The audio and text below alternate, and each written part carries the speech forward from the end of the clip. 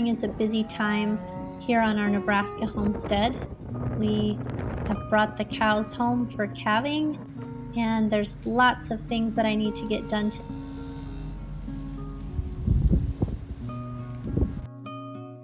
If you're new here, welcome. I'm a homesteading mom of 5. I enjoy baking with sourdough, growing and preserving all of our own food, and sharing those skills with you here on this channel. Today I'm getting a few things going in the kitchen before school. This is something I often do, and that just sets us up for having good, nutritious, from-scratch meals throughout the day. So I am starting a batch of my sourdough bread bowls. You can find the full recipe for those on the blog wagonwheelhomestead.com. I'm also browning some hamburger and going to be adding them to my Instapot full of beans, which I started before chores.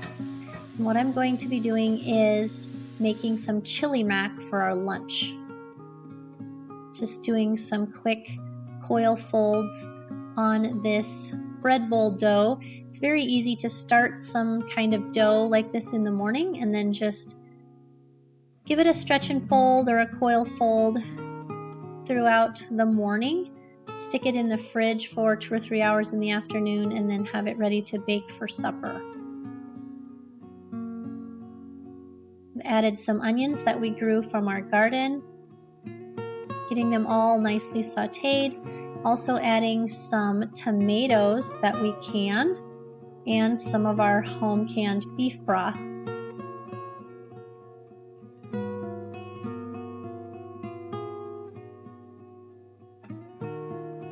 Also adding in a couple cups of dry macaroni, some chili powder, garlic, salt, and pepper, and putting the lid on the Instapot and setting it to high pressure for 5 minutes. And that's going to finish cooking the macaroni, and then that will be ready for a fast and easy lunch on this cold, early spring day. The last thing I have to do before school is strain all the milk and get it put into the refrigerator. This morning I got about 1.5 gallons of milk from our Jersey cow. Sometimes I milk 2 cows, but right at the moment I'm only milking 1 because 1 is dried up before she is due to calve again later this spring.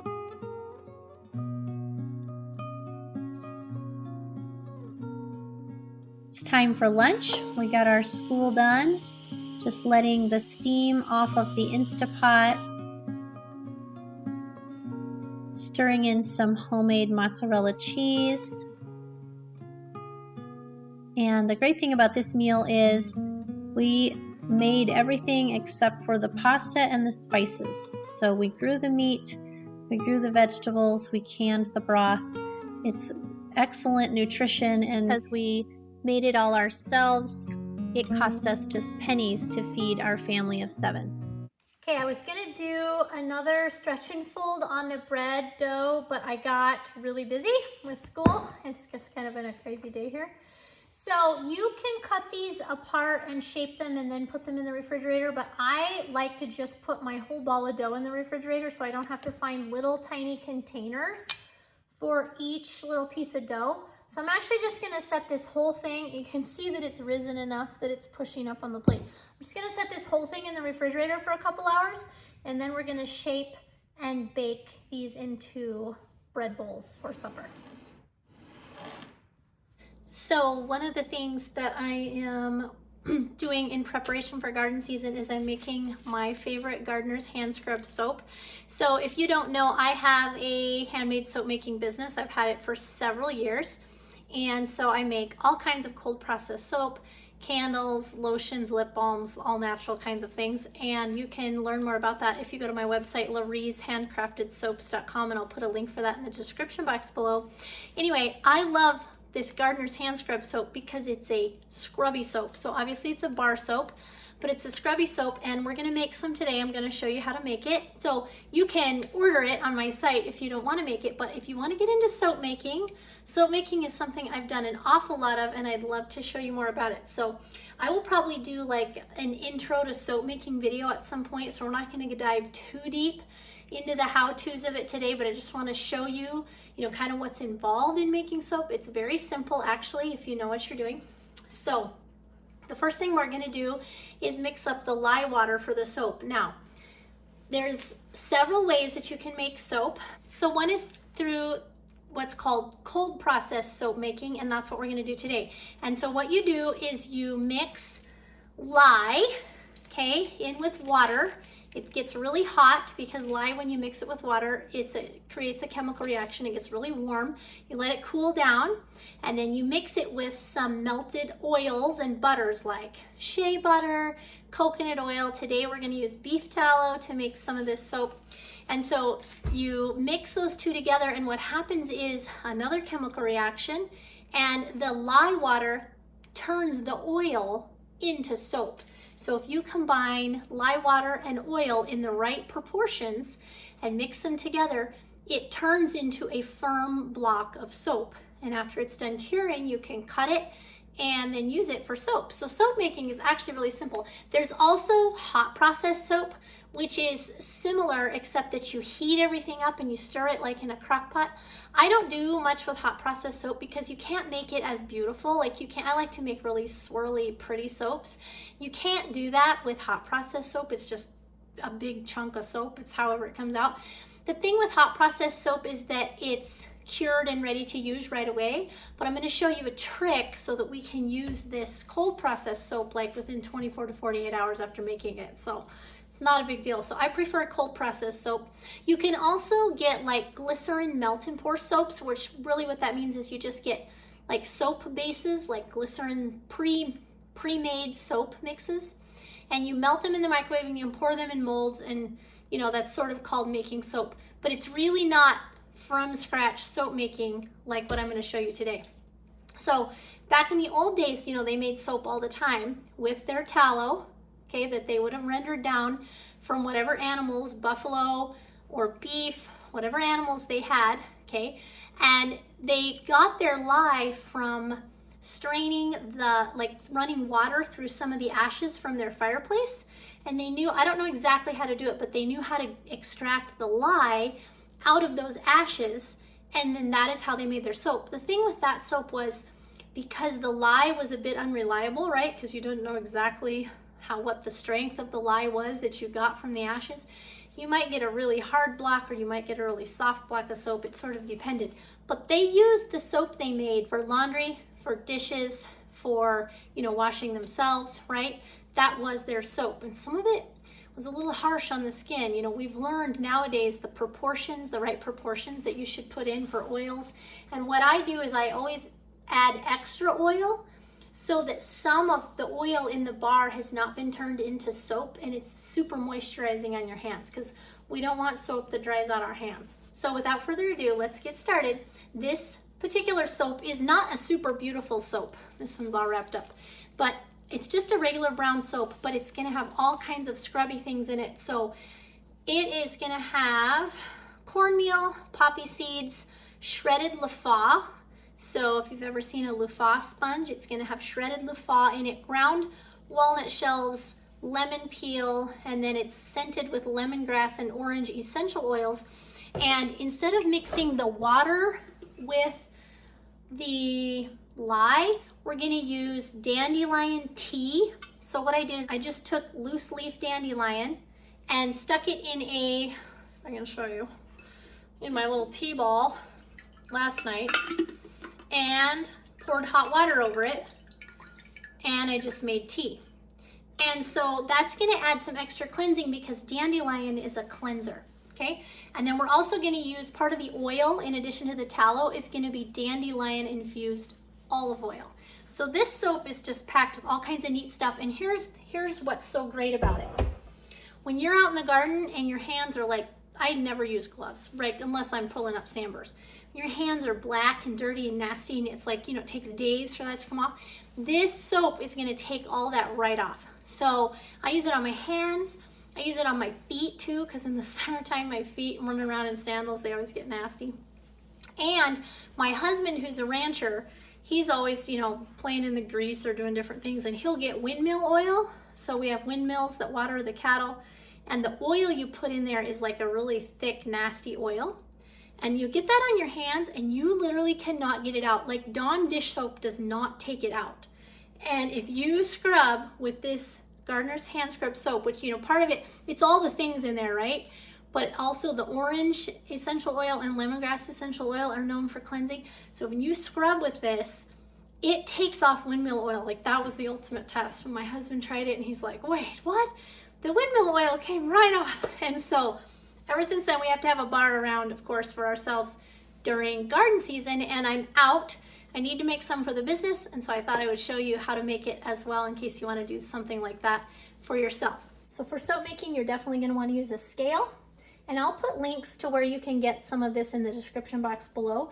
I order my lye from Essential Depot, and I get it in bulk, of course, because I use a lot of it throughout the year for making soap. But if you're just gonna get a little bit, you can order your lye, which this is sodium hydroxide. You wanna be sure to get sodium hydroxide. You can get it from Amazon, okay? And mine's a little clumped up. I'm just gonna shake it. Now, I would highly advise you to wear gloves and eye protection. I hardly ever do that anymore because I have made thousands and thousands of bars of soap. Now this is going to be a do as I say, not as I do moment. So I don't even have gloves today. So I'm going to make this without gloves, but I've learned to be careful. I've learned to just rinse my hands right away. Eye protection is highly advisable, and I cannot find my glasses, but I have my sunglasses. So I'm going to make my soap in sunglasses, and you'll just have to bear with me. So the first thing we're going to do is turn our scale on. And this particular recipe is measured in ounces. By the way, I will put this recipe on the blog wagonwheelhomestead.com, so you'll be able to see it there. Waiting for it to zero. There we go. Okay, we're going to turn it to ounces. And we're gonna tare it so that it's at 0. And instead of water for this particular soap recipe, we're just gonna use this dandelion infused tea, or dandelion tea, if you will. And I'm gonna make 3 bricks, so 30 bars of soap, but the recipe I'll have on the blog will be just for 10 bars. So I'm going to put 36 ounces of tea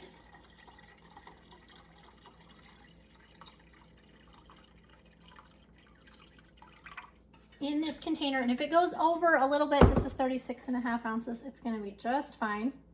Then I'm going to tare my scale again, and I'm going to put 12 ounces of lye. And this is where you want to make sure that your tea is cold, because if you add lye water to hot water or hot tea, it will boil as it gets so hot. But this is cold. I've had it sitting outside. It's ice cold water or tea. And now we can add the lye. And you want to just do this in a well-ventilated area, just making sure not to get the raw lye on your skin. So I'm just going to put 12, I think it's actually like 13.6 ounces is actually what it's supposed to be. And then we're going to have to, this is going to heat up tremendously. So it's good to do this in a glass container. I'm going to stir it. You want to stir it really well. Really gentle. I'm just going to get it off the scale. And we're just going to stir it really well. You want to be sure to stir it. You definitely don't want all your lye to settle on the bottom, because then it won't be all mixed in, and you'll go to make your soap and you'll have a big bunch of lye on the bottom of your pot. You can see that it's changing the color, and it's definitely heating it up. I can feel it. What I'm going to do is I'm going to set this outside where it's cold and let it get cold so that I can be ready to make soap before evening. And while we wait on that, I'm gonna start a few seeds for the garden. It's always so amazing to me how fast that heats up, even though I've done this thousands of times. So I'm gonna set this outside, and then in an hour or two, we will come back and make it into soap. So what I'm going to be starting today is some snapdragons. This is the Madame Butterfly mix from Berlin Seeds. You can also get them from Johnny's Seeds. And these seeds are super tiny, like you can hardly see them. And so what I like to do with seeds like that is I just put a little bit of potting mix. And by the way, one of the great things about ordering from Berlin is they send you a tag so you can automatically mark your tray and know what's in it. And that's really nice. So I am just going to sprinkle these tiny little seeds on the potting mix that I put in these shallow trays. These are actually my microgreen trays. And what I do is I take a tray that has holes in it and put it inside of a tray that doesn't have holes in it. And I already moistened my soil because I'm going to be adding these seeds. And sometimes when you water really teeny tiny seeds like this, it washes them away. Like they're very tiny. So I'm just sprinkling them on the top of the soil and they will germinate that way. I will cover these with a clear plastic dome just to keep the moisture in. Set them on my plant racks without the light on because they don't need light to germinate. Thing that I'm going to plant is some Salanova lettuce. I grow this every year and we use it for salad mix or even as head lettuce. It's really great because you can sow it every couple of weeks and you can usually get 2 or 3 cuttings off of each planting. This is pelleted lettuce seeds. So if you're familiar with lettuce, you know that lettuce seeds are typically really tiny. But this is pelleted, and a lot of the big farmers will actually put it through seeders in the field, and they can seed entire fields with lettuce. I'm obviously only going to seed one tray here, and I usually can fit 50 seeds in a tray. I do recommend that you use soil blocks when planting, but I didn't have the stuff ready to mix up soil blocks this early. I'll probably be starting more things next week and getting my potting mix put together. By the way, I'll put a link to a free potting mix recipe for you in the description box below. And so typically I use that and make soil blocks, but for today what I did is I just filled this tray with soil, got it nice and moist, and I'm just putting the lettuce seeds right on the top of the soil because that's what lettuce seeds prefer.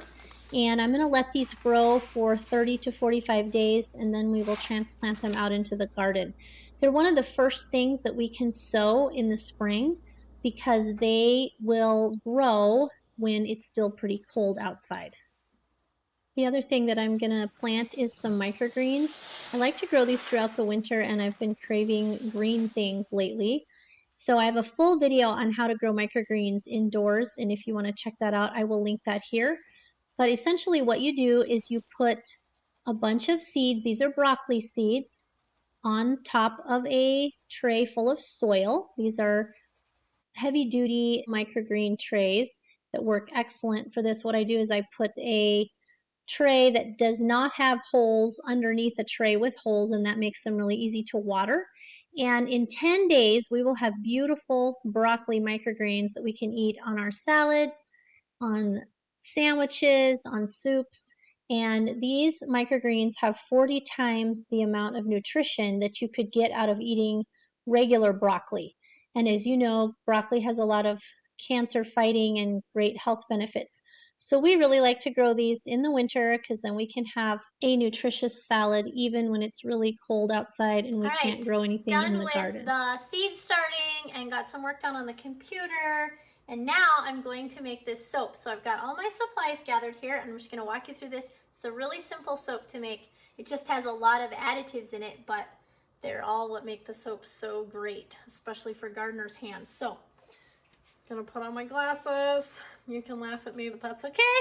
And then I'm gonna get started. All right, and hopefully you can see okay. So this is a tallow and coconut oil soap, and then we're gonna use a little bit of our dandelion infused oil, okay? But we're first gonna start out with our tallow, and I am actually low on coconut oil at the moment. I need to order some more.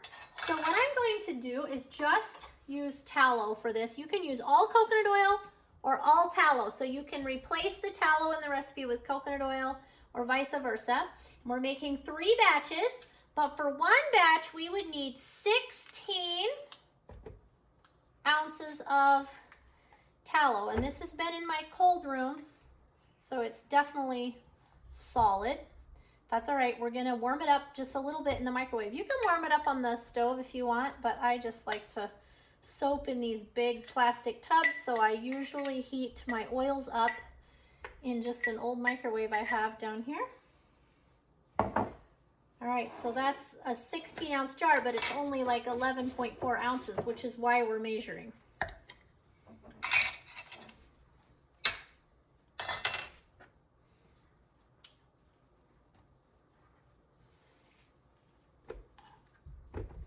And if you want to learn how to render your own tallow, I have a video on that I will link here for you.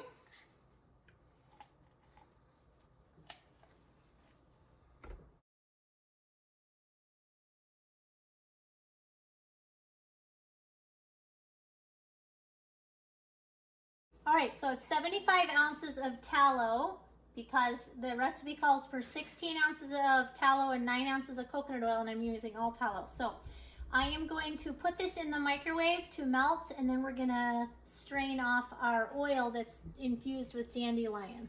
All right, so this is the olive oil, and what I did is I just put in here like a couple tablespoons of dandelion, and I got my dandelion bulk from herbalcom.com. I think you can probably get it from Azure Standard as well, but that's where I got it from. I just got a big bag a long time ago, and I've had it for a long time. Anyway, so I'm just gonna strain this oil off because I want to strain off these pieces, of course. And we need 21 ounces of it total, but I'm just gonna strain it all off. Oh, it's on tight now. I used my Instapot. What I did is I put a little water in the bottom of my Instapot and just put these on the rack and turned it on high pressure for 30 minutes. Because that was much easier than, letting it sit for a month, right? You can put any kind of an herb in oil and let it sit, and in time it will turn into like a tincture, right? Or it will turn into an herbal oil. But I didn't want to wait for that, so I put it in the Instapot for 30 minutes and it sealed it basically, but it made a fast infusion, if you will. It infused all the properties of the dandelion into the oil. And you can also do the same thing in a crock pot. If you just put this jar of oil on a rack in your crock pot for several hours with some water, and fill it up partway with water on the outside of the jar so it doesn't burn, and turn it on low and just let it slowly infuse. But it's a lot faster than letting it set for a month. This is going to be slow. This is my milk strainer, and I may have to get a tea towel and do this. You can just use regular oil too if you don't want to go to all this trouble. It's just always how I've done it, and I make a whole bunch at one time so then I don't have to mess with it for a while. And actually, to be honest with you, it wouldn't be bad to just leave this stuff in the soap because it's a super scrubby soap and we're going to be adding all kinds of stuff in there. But there are some bigger chunks in this, so I would prefer that it be just the oil. But yeah, I think I'm going to have to get a different strainer. Okay, I'm just using a corner of one of my cheesecloths that I use for so many things. This is gonna let it strain much easier. Okay, and while that's straining out, you're gonna want a towel to wipe your hands. I'm always washing my hands, wiping my hands when I'm making soap. And you're also gonna want another towel or paper towel or something just to set your utensils on. Oftentimes I will mix something up, set it back on the towel, and pick it back up. So while we're waiting for that oils to be ready, these are my soap molds. This is one you can get on Amazon. This is one that my dad made for me, and it's got a thicker side, and these just come apart. But these are best for putting in the oven, which is what we're gonna do with this soap to make it cure faster. But these also work just fine, and I've used these for thousands and thousands of bars of soap. So again, you can get these on Amazon. And then to put in it, I have poppy seeds. So I buy these in bulk from Azure Standard. I have them in my pantry for cooking, but I use them for this soap. I have some cornmeal. I have shredded LaFaw. I got this from Brambleberry. You could probably get this from Amazon as well. I got shredded LaFaw. I have some ground walnut shells, black walnut shells, and some ground lemon peel. And these are old, but that are gonna work just fine for use in soap. And then the lemongrass and orange essential oils. I always use brambleberry.com for any fragrance or essential oil that I put in my soap. All the fragrance oils from Brambleberry are phthalate free, and the essential oils are tested in soap making. So what happens when you make soap is everything goes through a very extreme pH change, all your oils. And so I use things from Brambleberry because it's specifically formulated for use in soap. And oftentimes if you get cheap essential oils or cheap fragrance and put in your soap, the fragrance won't last. It will end up not having any smell or flavor at the end of the soap making, and that's not what we want. So you can also make soap without anything in it too, but I like to use, safe fragrance oils or essential oils that are tested to withstand the soap making process. Okay, our tallow is all melted, and we're gonna add in our olive oil. So we need 21 ounces. And now I'm going to add in the additives. Now we're not gonna add any color to this soap because the essential oils are gonna automatically color it to be sort of an orange color. So we're just gonna go ahead and put in all of our scrubby stuff. We're gonna put in 1 tablespoon of poppy seeds per bar of soap, or per brick, so it'd be 3 tablespoons. We're making 30 bars, but each one of these makes 10 bars of soap. They're like 10 inches long. So, and we're going to put in a tablespoon of cornmeal per brick. And you don't have to be exact on the add-ins because, they're just gonna make it more or less scrubby. The loofah, 1.5 tablespoons per batch, and I probably have a little less than that. I'm just gonna dump it all in. It's gonna be just fine. 1/2 tablespoon of the ground walnut shells per batch. This is what they look like. They look kind of cool. And 1 tablespoon of the orange peel per batch. That looks like about 3 tablespoons, so I'm just gonna dump it in, and I can get new next time I make more soap. Okay, that's all of our scrubby add-ins. We're gonna go ahead and add in, we're gonna zero our scale and add in our essential oils.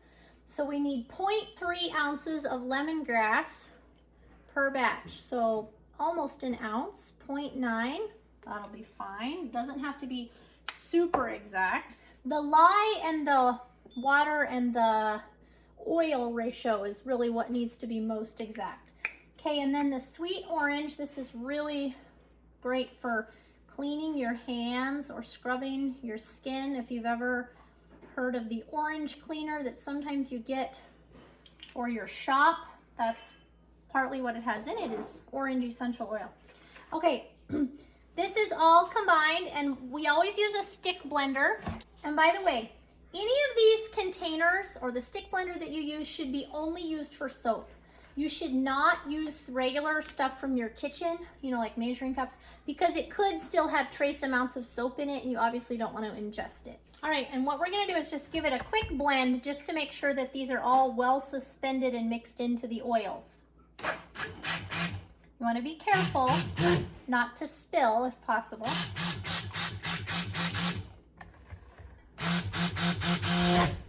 Something else that's helpful to have is a digital thermometer.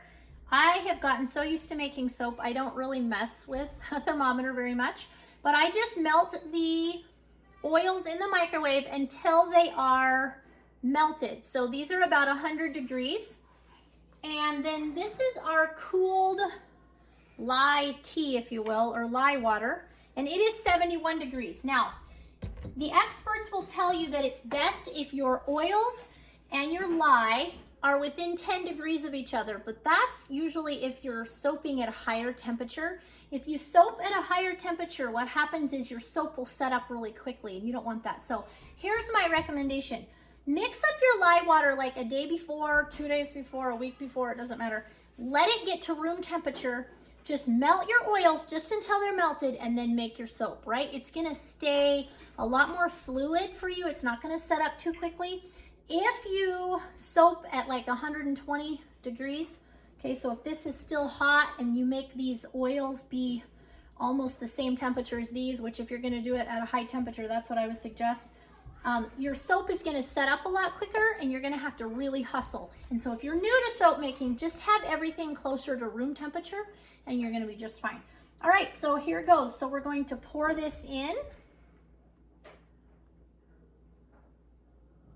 to our oils, and a chemical reaction is going to begin, and we're going to speed it up by blending, okay? So we're gonna blend this and then we're gonna just pour it straight into the mold. Now, typically with soap, sometimes you would add different colors and you might mix different colors and swirl it, but this is just a basic soap. So we're not gonna do that today. We're just gonna mix it up and you're gonna see it's gonna come to trace is what they call it. And I usually leave mine a little less than trace. So if you're a soap maker, you're gonna know what I mean. You just want this to be so that kind of you can draw in it with your stick blender. Like you want it to get thick enough that you could maybe draw a line on top of it, but you definitely don't want it so thick that you have to plop it in the mold. So there's kind of a balance. And this is a slow moving soap, so this is not gonna be hard for you, but it's just those are things, you know, to think about. All right, let's blend.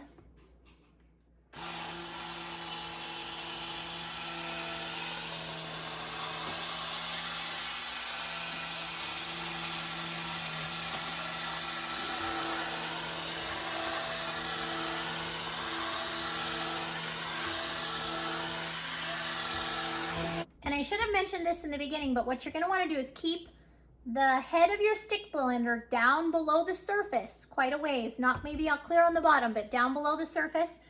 And you're gonna wanna tap it and make sure that all the bubbles clear down that might be trapped in the bottom of your stick blender, the head of your stick blender, are not in there anymore, okay? So you wanna make sure that you're not whipping bubbles into your soap. Okay, and this one you might not get it to trace. I usually don't, but trace is generally, you know, you can pick up and you could maybe draw your name in the top, right? And it would sort of hold your name because it would be just a little bit thick. This soap typically for me is really runny. It's a little bit different than some of the other soaps that I make just because it's mainly tallow or coconut oil, whichever one you choose to use. So I'm gonna call that good. It's all blended. You know, all of your oil is mixed in with your lye water, okay? And it's not soap yet, but it's gonna go through a process now where the lye is gonna continue reacting with the oil and it's gonna turn it into soap. And when it does, it becomes hard. So it's just really cool. It's a chemical reaction that happens and it actually heats up during the process of doing that. Now, you can just pour these into your molds and leave it sitting on your counter for 3 or 4 days, and then you can let it sit and cure. But what we're gonna do is speed up the process by putting it in the oven. So I'm just gonna pour these in here. We're gonna put it into the oven at 170 degrees. It's the lowest your oven will go, okay, for 1 hour. And you'll see that it's gonna take this soap through gel phase, okay? It's just gonna make it turn into soap faster. And then after we refrigerate it and cool it off really well, then we're going to be able to cut it and that'll just speed up the process. This is where you want to be careful not to get it on your hands. If you do, just go wash your hands. It's not a huge deal. And just gently pour it in. This is where when you make fancy soap, you do all the swirling, and that's really fun once you learn how to do it. But this is a real practical soap.